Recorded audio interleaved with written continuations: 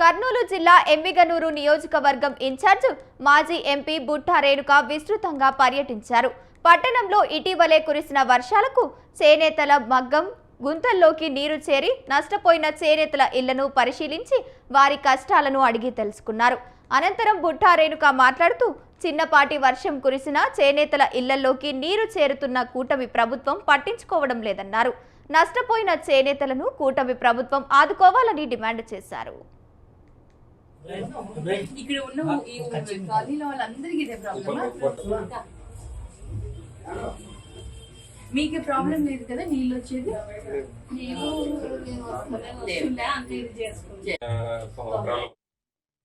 వర్షాకాలంలో ప్రతి సంవత్సరం కూడా వీళ్ళకి చాలా ఇబ్బందులు ఉంటాయి. మగ్గంలోనే నీళ్ళు వచ్చేస్తాయి. ఇలా నీళ్ళు వచ్చినప్పుడు వాళ్ళకి చాలా టెక్నికల్గా కూడా వాళ్ళకి చాలా ఇబ్బందులు వచ్చి మగ్గం సరిగ్గా వేసుకోలేరు. ఆ పీరియడ్ అంతా కూడా వాళ్ళకి ఉపాధి ఉండదు. వాళ్ళకి చాలా ఇబ్బందుల్లో ఉన్నారు. వాళ్ళ కష్టాలు అసలు ఏంటి అని తెలుసుకుందామని ఈరోజు వార్డ్ విజిట్కి రావడం జరిగింది. ప్రతి ఒక్కరితో మాట్లాడుతుంటే వాళ్ళు చెప్తుంటే నిజంగా చాలా బాధ అనిపిస్తుంది. వైఎస్ఆర్ గవర్నమెంట్లో వైఎస్ జగన్మోహన్ రెడ్డి అన్న సీఎంగా ఉన్నది లేదు.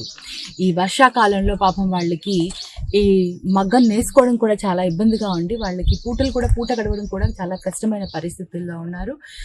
ఇందాక ఒక మహిళని అడిగి సరిపోదు. సో వాళ్ళకి చాలా అసలు గవర్నమెంట్ సీరియస్గా ఆలోచించి ఇలాంటి ప్రాంతాలలో ఎక్కడైతే చాలా ఇబ్బందిగా ఉందో ఆ ప్రాంతాలలో డెఫినెట్లీ స్పెషల్ ఫోకస్ పెట్టి వీళ్ళకి ఆర్థికంగా ఆదుకోవాల్సిన బాధ్యత గవర్నమెంట్ తీసుకోవాలని మేము కోరుకుంటున్నాము. తప్పకుండా వీళ్ళకి ఆర్థిక సహాయం అందించాలి. ఈ వీవర్స్కి రాజన్న సిరిసిల్ల జిల్లా వేములవాడలో పట్టణ రోడ్డు వైడింగ్ పనులను ప్రారంభించారు ప్రభుత్వ విప్ ఆది శ్రీనివాస్. రోడ్డు వైడింగ్తో వేములవాడ శ్రీ రాజరాజేశ్వరి స్వామి భక్తులు పట్టణ ప్రజలు చిరకాల కోరికలు నెరవేరిందన్నారు. 6.5 కోట్లతో రోడ్డు పనులు ప్రారంభం కానున్నాయి. 80 ఫీట్ల రోడ్డు సుందరీకరణ పనులు త్వరలోనే పూర్తవుతాయన్నారు. 76 కోట్లతో ఆలయ విస్తరణ పనులు త్వరలోనే ప్రారంభమవుతాయని చెప్పారు. రోడ్డు విస్తరణలో ముంపునకు గురైన నిర్వాసితుల కోసం 45 కోట్లు మంజూరయ్యాయని, నిర్వాసితులకు నిధులు చెల్లించినట్టు చెప్పారు. గత ప్రభుత్వం మాయమాటలు చెప్తే ఇందిరమ్మ సర్కారు పనులు చేసి చూపించిందన్నారు. వేములవాడ శ్రీ రాజరాజేశ్వర సన్నిధిలో కోరిన కోరికలు తీర్చు తండ్రి కోడముకు చెల్లిస్తా అని చెప్పిన విశిష్టమైనటువంటి పవిత్రమైనటువంటి మొక్కు భారతదేశంలో ఏ ఆలయంలో లేకుండా వేల రాజన్న ఆలయంలో ఉన్నటువంటి సందర్భంలో పేద భక్తులు అన్ని వర్గాల ప్రజలు తెలంగాణ పక్కన ఆంధ్రప్రదేశ్, మహారాష్ట్ర, ఛత్తీస్గఢ్ తదితర రాష్ట్రాల నుంచి కూడా పెద్ద ఎత్తున వస్తున్నటువంటి భక్తుల సౌకర్యార్థం తెలంగాణలో ఇందిరమ్మ రాజ్యం రాగానే గౌరవ ముఖ్యమంత్రిగా శ్రీ రేవంత్ రెడ్డి గారు పదవి బాధ్యత స్వీకరించిన తదుపరి వేములవాడ రాజన్న ఆలయ అభివృద్ధి కోసం ప్రత్యేకమైన ప్రణాళికను తీసుకొని ఈ ప్రభుత్వం వచ్చిన మాసంలోనే వేములవాడ టెంపుల్ డెవలప్మెంట్ అథారిటీ సమావేశం గౌరవ ముఖ్యమంత్రి రేవంత్ రెడ్డి గారి నాయకత్వంలో జరిగే క్రమంలో జిల్లాకు సంబంధించిన ఉమ్మడి మంత్రులు పెద్దలు పొన్నం ప్రభాకర్ గారు, శ్రీధర్ బాబు గారు, ఎండోమెంట్ మినిస్టర్ సురేఖ గారి ఆధ్వర్యంలో అప్పటికే వేములవాడకు వచ్చి వెళ్ళిపోయి మళ్ళీపోయి తిరిగి రావాలనుకున్న 20 కోట్ల రూపాయలను ఆ సమావేశం ద్వారా తిరిగి పంపించి బద్దిపోచమ్మ దగ్గర అభివృద్ధి కార్యక్రమాలు ప్రారంభం చేసినటువంటి వేళ. సో ఈ రోడ్డుకి మాకు 47 crores శాంక్షన్ అయినాయి. సో దీని మీద దాదాపుగా 45 కోట్లు ల్యాండ్ ఎక్విజిషన్ తర్వాత స్ట్రక్చరల్ పేమెంట్ కి అయిపోయినాయి. దీంతో పాటు TUFIDC ఫండ్ నుంచి 6.5 కోట్లు ఈ రోజు మనం శంకుస్థాపన చేసాం. ఈ రోడ్ ఇది కూడా 3 నెలలు కంప్లీట్ అయిపోతాయి. దీంతో పాటు ఈ టెంపుల్ విస్తరణ కోసం 76 కోట్లు కూడా శాంక్షన్ చేయడం జరిగింది. అది కూడా దాదాపుగా 10 రోజులు స్టార్ట్ అయిపోతాయి. అన్నదానం సత్రంకి కూడా మార్కింగ్ రేపు ఎల్లుండి నుంచి స్టార్ట్ అవ్వడానికి అది ఛాన్సెస్ ఉన్నాయి. విజయవాడలోనే అనేక సాహిత్య, సాంస్కృతిక, భాషాపరమైన సామాజిక సేవా కార్యక్రమాలను ఎక్స్రే సంస్థ సేవలందిస్తోంది. ఈ ఏడాది తెలుగు రాష్ట్రాల్లో పలు సేవా కార్యక్రమాలు చేస్తున్న వారిని గుర్తించి మదర్ తెరిసా జన్మదినం సందర్భంగా మదర్ తెరిసా అవార్డుతో రాష్ట్ర ప్రముఖుల చేత అవార్డు గ్రహీతలకు సన్మాన కార్యక్రమం నిర్వహించారు. ఈ కార్యక్రమానికి అడ్డతీగల మండలం వేటమామిడి గ్రామానికి చెందిన రాష్ట్ర బీజేపీ కార్యదర్శి స్వప్నా కుమారికి మదర్ తెరిసా అవార్డుతో సత్కరించారు. పలు సేవా కార్యక్రమాలు చేస్తూ నిత్యం ప్రజల పక్షాన నిలుస్తున్న స్వప్నా కుమారికి మదర్ తెరిసా అవార్డు జ్ఞాపిక ఇవ్వడం చాలా సంతోషంగా ఉందని నిర్వాహకులు పేర్కొన్నారు. స్వప్న కుమార్ గారు వీరు రంపచోడవరం ఎమ్మెల్యే అభ్యర్థిగా బరిలో దిగారు. ఇది ఎస్టీ రిజర్వేషన్ సీటు. వీరి తండ్రి గారు శ్రీరామ్ రాజరత్నం గారు, తల్లి గారు నాగరత్నం గారు, భర్త గారు ఏరోజు పాపారావు గారు. వీరు ఉపాధ్యాయుడు. ఈమె డిప్లొమా ఇన్ ఎలిమెంటరీ ఎడ్యుకేషన్ పూర్తి చేశారు, బిఏ పూర్తి చేశారు. ఎన్నో సమాజ సమస్యల మీద. గుంటూరు జిల్లా తక్కెళ్లపాడు ఎన్టీఆర్ విగ్రహంపై వివాదం చెలరేగింది. కృష్ణుడి రూపంలో ఎన్టీఆర్ విగ్రహం ఏర్పాటు చేశారు స్థానికులు. కృష్ణుని రూపంలో ఉన్న విగ్రహం తీసేయాలని బీసీవై పార్టీ అధ్యక్షుడు రామచంద్ర యాదవ్ డిమాండ్ చేశారు. విగ్రహ ఆవిష్కరణ చేస్తే తీవ్ర పరిణామాలు ఉంటాయని హెచ్చరించారు. రూపంలో పెట్టండి అన్న. రామారావు అన్నప్పుడు రామారావు రూపంలో పెట్టండి. ఇప్పుడు కృష్ణుడి వేషం ఇంకో 10 మంది వేస్తారు కదా. వినడం కాదన్న ఇక్కడ ఇది నా సమస్య కాదు, ఇది నా ఒక్కడి సమస్య కాదు. కృష్ణుడి విషయంలో పెట్టడం కుదరదన్నా, 100% కుదరదు. మీరు అనుకుంటే మీ ఇంట్లో పెట్టుకోవచ్చు, పబ్లిక్ గా పెట్టకూడదు కదా. మీరు అనుకుంటే మీరు ఇంట్లో పెట్టండి, ఇంట్లో పెట్టుకోండి, ఇంట్లో పెట్టుకోండి. పబ్లిక్ గా పెడతానంటే ఎట్లా కుదురుతుంది? మీరు మీకు ఆ ఉద్దేశం లేకపోయినప్పటికీ కూడా ఇది పొరపాటన్నా. రామారావు విగ్రహాన్ని కృష్ణుడి రూపంలో పెట్టడం అయితే మాత్రం యాక్సెప్ట్ చేసే పరిస్థితి ఉండదు. ఇది చాలా ఇబ్బంది అవుతుంది. లేని సమస్యను మీరు క్రియేట్ చేసినట్టు అవుతుంది. మీరు రామారావు విగ్రహం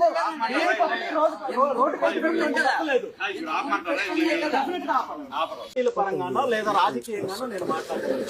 కానీ ఈరోజు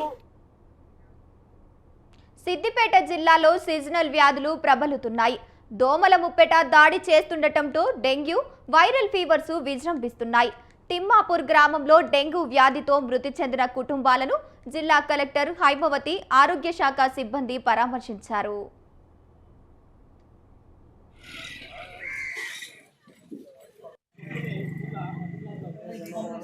రైతులు వేసేదే కదా అంతా కూడా. సో దాన్ని మనం ఏం చేస్తామంటే మన బాధ్యతకి ఎవరు తీసుకోవట్లేదు. అంతసేపు ఎవరు అధికారులు వచ్చి క్లీన్ చేయాలి, అధికారులు వచ్చి అది చేయాలని చూస్తారు. కానీ మీ ఇంటికి ఎవరింటికి వాళ్ళు శుభ్రంగా పెట్టుకుంటే ఈ దోమలు వచ్చే అవకాశం. వాళ్ళు మాకు ఫీవర్ లేదు అని చెప్పడం జరిగింది. ఆర్ఎంపీ డాక్టర్ దగ్గర అడ్వైస్ తీసుకుని, ఆర్ఎంపీ డాక్టర్ దగ్గర ఇంజెక్షన్ తీసుకుని, మెడికేషన్ తీసుకుని, తర్వాత సీరియస్ అయిన తర్వాత వాళ్ళు ప్రైవేట్ హాస్పిటల్ హైదరాబాద్ అడ్మిట్ అవ్వడం జరిగింది. కానీ అప్పటికే సీరియస్ అవడంతో మరణించడం జరిగింది. అందువల్ల ఈ గ్రామంలో మేము అందరం కూడా మళ్ళీ డోర్ టు డోర్ మళ్ళీ ఫీవర్ సర్వే చేస్తున్నారు. మా డాక్టర్స్, పిహెచ్ డాక్టర్ అవైలబుల్ గా ఉన్నారు. డిఎంహెచ్ఓ గారు కూడా ఆల్రెడీ చేయడం జరిగింది. అదేవిధంగా గ్రామంలో కూడా శానిటేషన్ చేయడం జరుగుతుంది. ముఖ్యంగా ఏం చెప్పేది ఏంటంటే ప్రజలందరూ కూడా విజ్ఞప్తి ఏంటంటే ఎవరు కూడా మీ ఇళ్లలో బయట వాటర్ మాత్రం స్టోరేజ్ చేయకూడదు.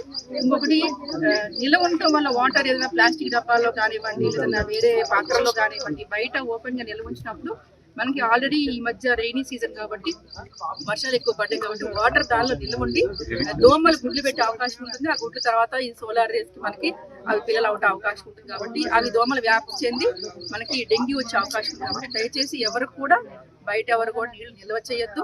అలాగనే శుభ్రంగా క్లీన్ చేసుకొని ఉండాలి, పరిసరాలు పరిశుభ్రంగా ఉంచుకోవాలి.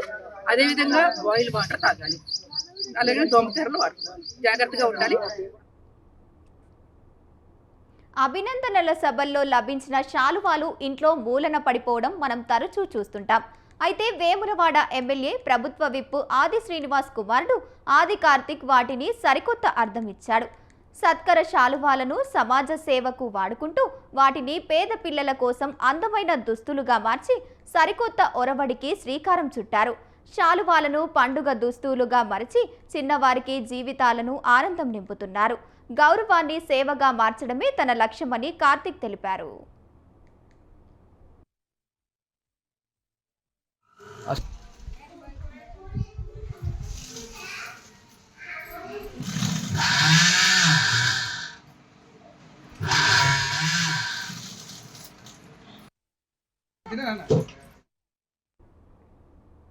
కొమరంభీము ఆసిఫాబాద్ జిల్లా కేంద్రంలో రైతులు ఘనంగా పొలాల పండుగను జరుపుకున్నారు.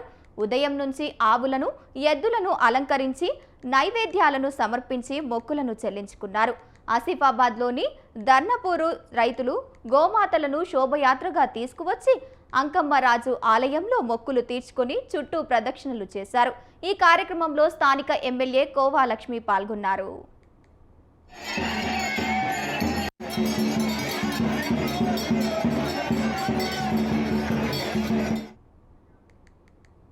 శ్రావణ మాసం ముగియడంతో కొమరంభీం జిల్లా ఆసిఫాబాద్ మండలంలోని పలు గ్రామాల్లో బడుగ సంబరాలు ఆదివాసులు ఘనంగా జరుపుకున్నారు.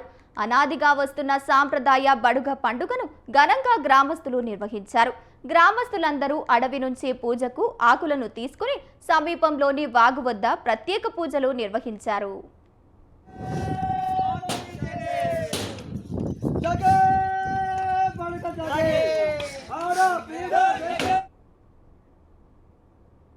నిర్మల్ జిల్లా బైంసా మండలంలోని కోతుల్గాం గ్రామంలో బండరాయి కింద స్వయంగా వెలిసిన గణనాథుడి ఆలయ విగ్రహానికి భూమి పూజ చేశారు గ్రామస్తులు. ఊరంతా డప్పు చప్పులతో గుట్టపై వెలిసిన విఘ్నేశ్వరుడి చెంతకు వెళ్లి పూజలు చేశారు. దీంతో గ్రామంలో పండుగ వాతావరణం నెలకొంది. చవితి ఉత్సవాలను ఘనంగా నిర్వహించేందుకు ఏర్పాట్లు చేస్తున్నారు గ్రామస్తులు.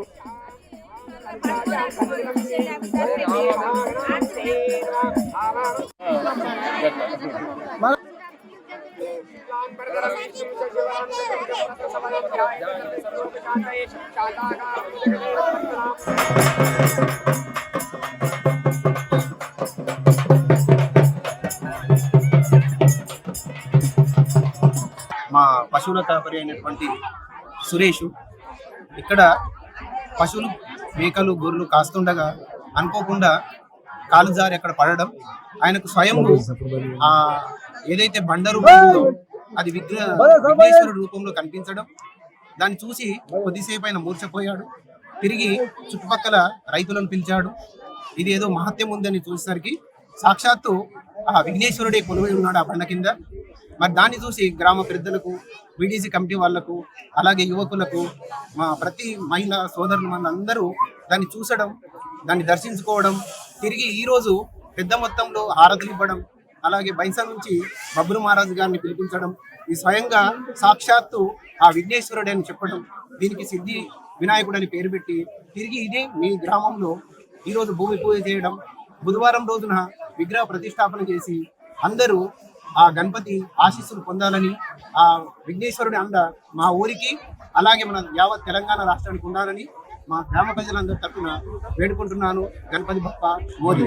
18వ తేదీ నాడు సురేష్ గొర్రెల కాపరి కాస్తుండగా అనుకోకుండా చిన్న సంఘటన జరిగి కాలు జారి మరి గణపతి కనిపించడం, ఆ తర్వాత అందరికి తెలిసిపోవడం, మరి గ్రామంలో ప్రతి వాళ్ళు వచ్చి ఇక్కడ చూడడం ఇదంతా జరిగింది.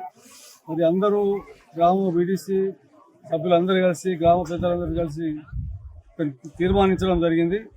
ఏంటంటే మరి ఇక్కడ పంతులు గారిని తీసుకొచ్చి చూపించిన తర్వాత నిర్ణయం జరిగింది ఏంటంటే గ్రామంలోనే తీసుకెళ్తే బాగుంటుంది, మరి దీని యొక్క స్థాపన గ్రామంలోనే జరగాలనే ఉద్దేశంతో ఈరోజు ఇక్కడ అందరికీ పూజ చేసి, భూమి పూజ చేసి ఊళ్ళోపట చేసిన తర్వాత వచ్చే బుధవారం నాడు వినాయకుడిని తీసుకుపోవడం, ఇక్కడ ప్రతిష్ఠించడం జరుగుతుంది. మా గ్రామ శివారులోని సురేష్ నాథరే గొర్రెల కాపరి అతను ఈ గొర్రెలు మేపుతూ ఉంటుంటే అతను ఇక్కడ ఈ గుట్టకు వచ్చేసరికి గుట్ట పక్కన బండ దగ్గర కింద పడి దెబ్బలు కింద పడడం, కింద పడగానే అతనికి ఆ సమయానికి అక్కడ చూసేసరికి అక్కడ గణపతి లాంటి విగ్రహం కనిపించింది. ఇక్కడ వర్షం పడుతున్నది, వర్షంలో కూడా గణపతి గడుస్తుందని చెప్పేసి అతను ఆశ్చర్యంగా అక్కడిని చూసుకుంటూ అక్కడిని కూర్చున్నాడు. అతనికి ఏం అర్థం కాలేదు. ఆ పక్క యొక్క గొర్రెల కాపరి వాళ్ళని పిలిపించి చూసి ఏం తిరపై ఇట్లా మరి విగ్రహం తడుస్తలేదు, విగ్రహం ఎందుకు ఇట్లా ఉందని చెప్పి వాళ్ళందరూ ఊరుకు సమాచారం అందించిండు. ఊళ్ళందరూ తిరిగి ఒక్కరు వచ్చి చూసి మళ్ళీ మహారాజు మన బైంసా బబుల్ మహారాజు వచ్చి అతనితో ఆ రోజు చూపించి దానికి స్వయం సిద్ధి వినాయక్ అనే ఆ సైడ్లో నేను కూడా కాలు దారి ఇట్లా చేతి కిందికి పెడితే అక్కడ విపరీతమైన ఆనబడుతున్నది. ఆ వర్షంలో మరి గణేష్ తడలేదని చూసిన, ఈ వర్షంలో ఎంత వర్షం పడగా గణేష్ తడతలేదు, మరి ఏంది అని మా గొర్రెల కాపరికి ఇంకొక అతనికి ఫోన్ చేసినా మరి ఇక్కడ రా అని. అతను వచ్చిండు, అన్న మరి కరెక్ట్ ఇది గణేష్ మరి ఎట్లా కనిపించింది, మరి దీనికి ఊరు పెద్ద మనుషులకు తెలియజేద్దాం అని ఎప్పుడు తెలియజేసినాము. తెల్లారి అందరు ఒక్కోళ్ళు వచ్చి అందరు చూసిండ్రు, గ్రామ పెద్దలందరికీ తెలిసిపోయింది. ఇక ఈ గణేష్కు మేము మంచిగా పెద్దగా చేసుకోవాలని అనుకుంటున్నాం. ఆ శైలిలో నేను కూడా కాలు జారి కొంత చేతి కిందికి పెడితే అక్కడ విపరీతమైన ఆనబడుతున్నది. ఆ వర్షంలో మరి గణేష్ తడలేదని చూసిన, ఈ వర్షంలో ఎంత వర్షం పడగా గణేష్ జడతలేదు, మరి ఏంది అని మా గొర్రెల కాపరికి ఇంకొక అతనికి ఫోన్ చేసినా మరి ఇక్కడ రా అని. అతను వచ్చిండు, అన్న మరి కరెక్ట్ ఇది గణేష్ మరి నీకు ఎట్లా కనిపించింది, మరి దీనికి ఊరు పెద్ద మనుషులకు తెలియజేద్దాం అని. వినాయక చవితి సందర్భంగా భక్తుల నుంచి టికెట్ వసూలు చేస్తే కఠిన చర్యలు తీసుకుంటామని సౌత్ ఏసీపీ శ్రీనివాసు హెచ్చరించారు. వినాయక చవితి ఉత్సవాలు నిర్వాహకులు అన్ని అనుమతులు తీసుకోవాలని అన్నారు. భారీ గణనాథుడి పెట్టి విగ్రహాలను తప్పనిసరిగా R&B అనుమతులు ఉండాలన్నారు. ఎవరైనా అతిక్రమిస్తే నిర్వాహకులపై చట్టపరమైన చర్యలు తీసుకుంటామని ఏసీపీ శ్రీనివాసరావు హెచ్చరించారు. ఎలాంటి చర్య మరి గైడ్లైన్స్ పాటించాలి అనే దాని గురించి ఈరోజు అందరికి కూడా మీటింగ్ పెట్టి వాళ్ళందరికీ కూడా వివరించడం జరిగింది. అందరూ కూడా ఆర్గనైజర్స్ వచ్చారు, వాళ్ళందరికీ కూడా వాళ్ళకి చెప్పడం జరిగింది. దీంట్లో ముఖ్యంగా ఏంటంటే ఎక్కడ కూడా మరి డీజేకి అనుమతి లేదని చెప్పేసి అందరం చెప్పడం జరిగింది. డీజేకి పండాల్స్ దగ్గర కానీ పొజిషన్లో కానీ నిమజ్జనం జరిగే టైంలో కానీ ఎట్టి పరిస్థితుల్లో డీజేకి అనుమతి లేదు. అదేవిధంగా మరి పెద్ద పెద్ద విగ్రహాలు పెట్టేటప్పుడు తప్పనిసరిగా R&B సర్టిఫికేట్ తీసుకోవాలి. స్ట్రక్చర్స్ కూలిపోకుండా మరి ఎవరికి కూడా భక్తులకు ప్రమాదం జరగకుండా స్ట్రక్చర్స్కి మరి ఫిట్గా ఉన్నాయి అని చెప్పేసి R&B డిపార్ట్మెంట్ యొక్క పర్మిషన్ కంపల్సరీ తీసుకోవాలని చెప్పి చెప్పడం జరిగింది.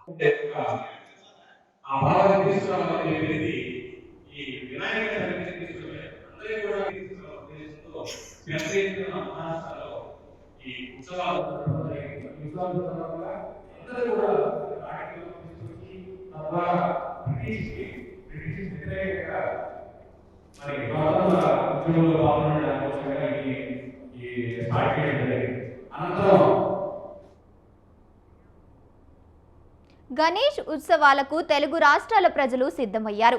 మరో 3 రోజుల్లో వాడవాడ చవితి వేడుకలు కోలాహలంగా ప్రారంభం కానున్నాయి. విభిన్న రూపాలు, రంగురంగుల భారీ గణపయ్య విగ్రహాలతో కొనుగోలు కేంద్రాలు సిద్ధమయ్యాయి.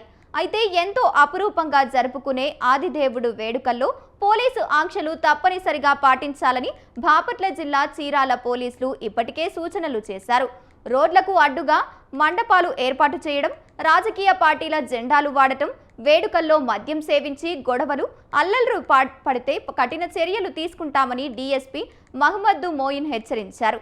ప్రతి మండలంలో వీధిగా సీసీ కెమెరాలు ఏర్పాటు చేయాలని సూచనలు కూడా చేశారు.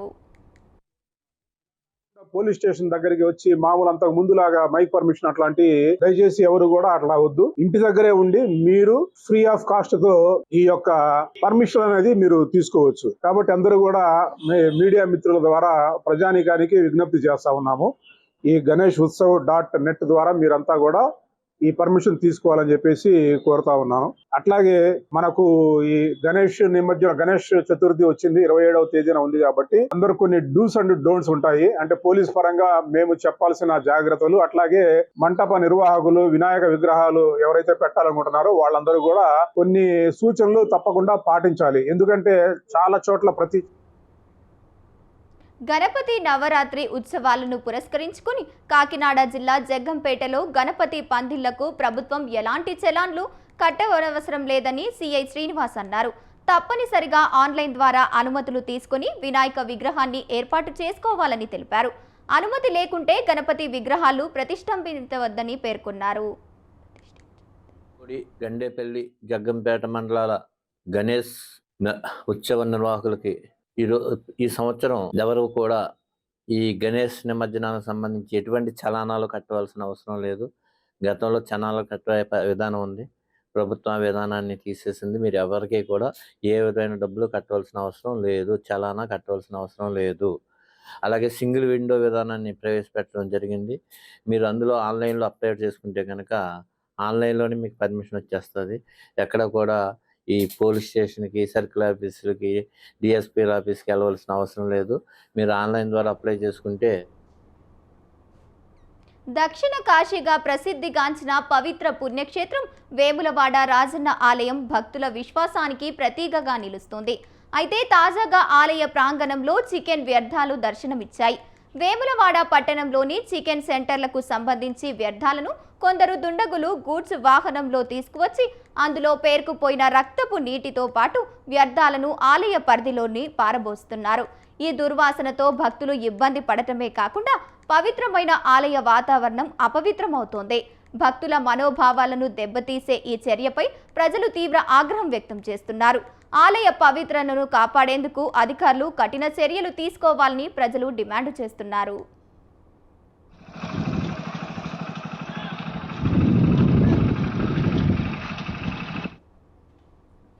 నిర్మల్ జిల్లా బైంసాలో పోలీసులు కార్డన్ సెర్చ్ నిర్వహించారు. రాజీవ్ నగర్లో డీఎస్పీ అవినాష్ కుమార్, సిఐ గోపీనాథ్ నేతృత్వంలో ఇంటింటి సోదాలు నిర్వహించారు. సరైన పత్రాలు లేని 86 బైకులను సీజ్ చేశారు. ప్రజల భద్రత కోసం నిరంతరం తనిఖీలు చేస్తున్నట్లు పోలీసులు తెలిపారు. సైబర్ మోసాలపై అప్రమత్తంగా ఉండాలని తెలిపారు.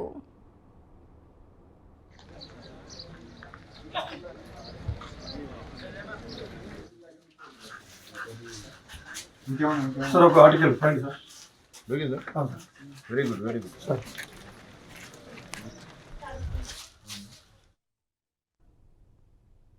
ఆదిలాబాద్ జిల్లా కేఆర్కే కాలనీలో పోలీసుల ఆధ్వర్యంలో విస్తృతంగా కార్డన్ సెర్చ్ నిర్వహించారు. సరైన పత్రాలు, నంబర్ ప్లేట్ లేని 62 బైకులు, 14 ఆటోలను స్వాధీనం చేసుకున్నారు. డీఎస్పీ జీవన్ రెడ్డి మాట్లాడుతూ ప్రజల భద్రతా దృష్ట్యా కార్డన్ సెర్చ్ నిర్వహిస్తున్నట్లు పేర్కొన్నారు. ఎవరైనా అనుమతులు ఉంటే ప్రజలు పోలీసులకు సమాచారం అందించాలన్నారు.